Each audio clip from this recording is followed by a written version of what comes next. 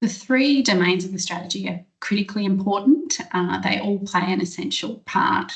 If we look at the critical enablers first, without them, without things like governance, embedded lived experience, research and workforce, the whole, approach wouldn't really work.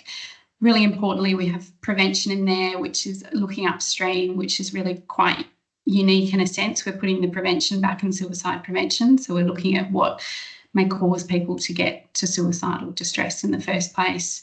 And then really importantly, looking at support and how people can be supported when they need to be as well.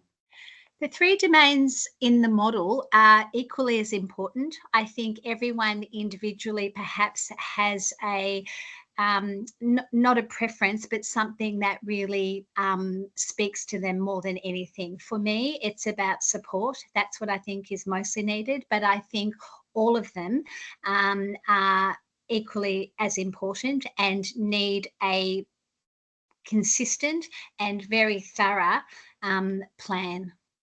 Suicide is not an easy thing to sort of put down to three domains, or three areas, or 5 indicators or something by any means. But what we understand with suicide at the moment, or again, speaking largely from my perspective, is what we are currently doing isn't working, or at least isn't decreasing, unfortunately, the higher rates of people ending their lives by suicide.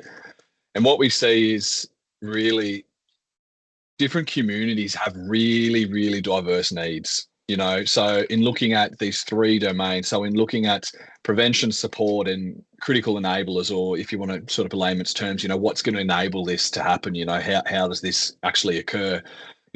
All the different communities that are affected in different ways have different needs, whether it's geographical communities, whether it's non-geographical communities related to your identity, for example, your political, religious beliefs, your cultural background.